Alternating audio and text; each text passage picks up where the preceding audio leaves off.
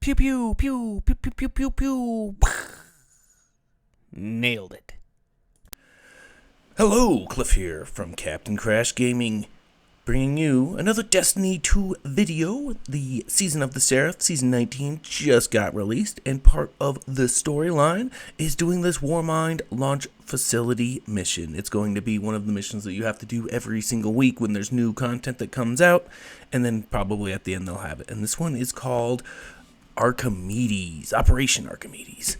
So just like before, we're going to run through this mission and see what it's all about. And at the end, there's like a talk with Clovis Bray and talking to Anna, like on the holo projector, and listening to a recording. So that's included as well. But we're going to go ahead and get started on this level. But before we go ahead and get this video started, if you ever like it, want to watch more Destiny 2, think it's great, any of those things, then go ahead and leave a like and subscribe for more Destiny 2 content. It is greatly appreciated, and you guys are the best. Now, into this mission, we immediately open up into this, like, snowy forested area with those little towers that shoot little laser beams at you. And if you get a little countdown when the laser beam shoots at you. When the laser beam gets down to 0, it does, like, shoots a beam at you, and it kills you. And all we're trying to do right now is dodge, dip, dive, duck, and dodge away from the little beams as we make ourselves to inside the facility. This actually isn't the spot. I couldn't find it. It wasn't there. So it's back around the corner here somewhere. Right here. You go down into this You're at the sweet bunker cave. entrance. No idea what internal defenses are like. Stay alert. Look at the state of this facility. It's an absolute travesty. Someone's not happy that this place is dirty.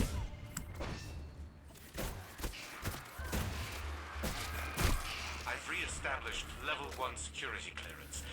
Opening the door for you, Guardian. Yeah, so what we're doing right here is we're going to be walking into different rooms, defeating various little waves of bad guys so that different levels of security can be opened up so that we can go deeper into the Warmind. All we're trying to do is get to the bottom of it so we can steal some data, and hopefully that data will help us reboot Rasputin the Warmind, and we can get some awesome, sweet power out of it. So there's this pathway right here. Don't go this way. It's like a deep hallway that has nowhere to go. It was a waste of time going that way. Instead, you want to come around to the corner and go this way over here. Where Anna just tells us that we have to restore some power. So for the next, pretty much rest of this whole dungeon, the whole thing is killing these knights right here that are like arc empowered. And then drop little orbs. And then somewhere nearby will be a little tower to go dunking in. And we basically just have to do that a handful of times. And we got to go down here and get attacked. But there'll be another of those knights down here. And we just need to get his thing. All they're saying is there's another one up here. And that hopefully that'll get us in there. Yes, die. There he is. And as you can see, there's one of those little circles down here that you can drop a rally banner at so that you can get full power and full weapons. We're about to fight this little nasty ogre guy over here. He's like the boss of the level or whatever.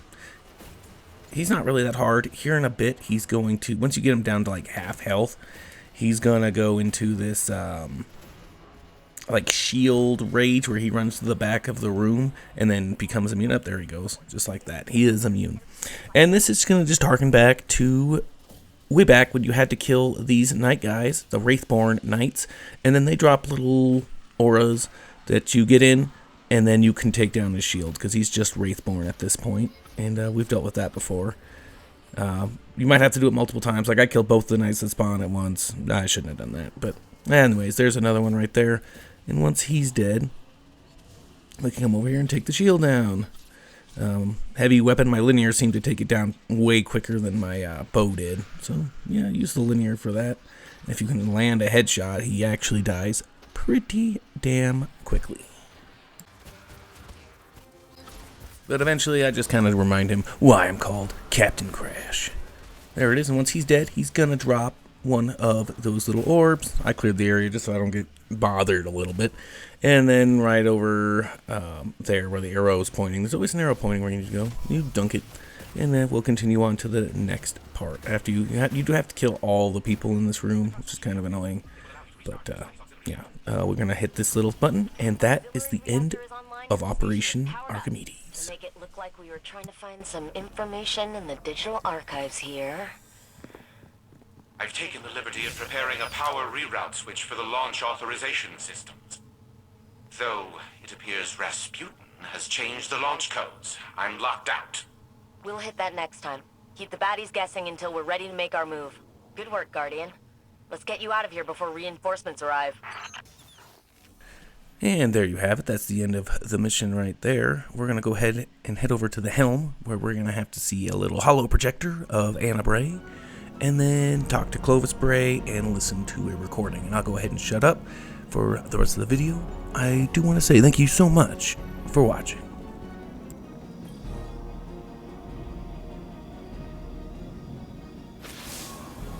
Two submine cores in the bag and launch pod scouted.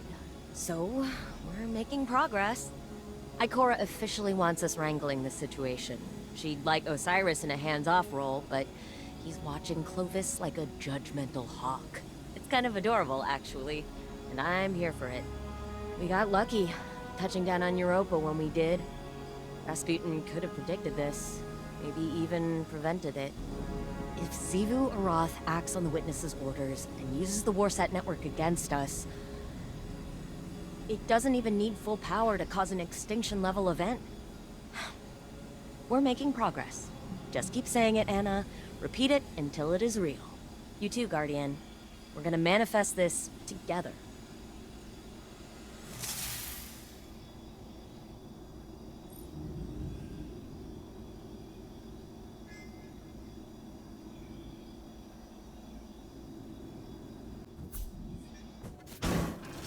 Of course, Rasputin changed the launch codes. That blasted paranoid machine. I never understood Anastasia's obsession with teaching the war mind independent thought. That only made it more difficult to control. No matter. I will find the new launch codes eventually. But the station will prove useless if we do not rebuild Rasputin first. Even with the Malahayati submine reintegrated into its AI core, the war mind is incomplete. We must find another source of data. I will put my mind to the task.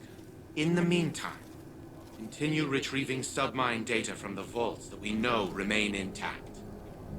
And do try to minimize the damage to the surrounding equipment. It is still Braytech property after all.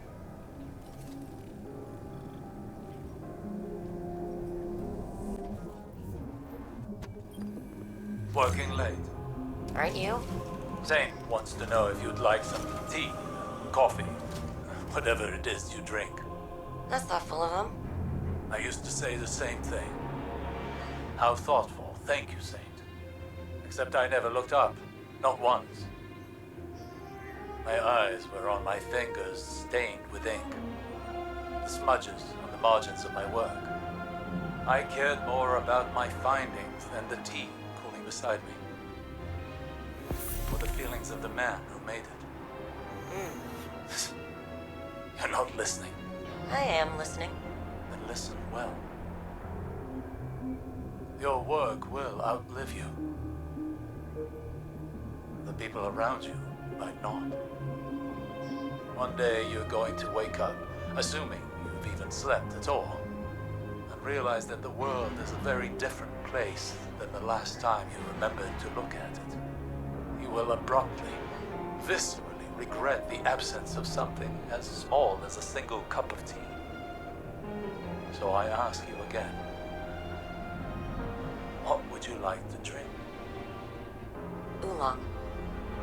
With a spot of honey. A spot of honey. Why am I not surprised?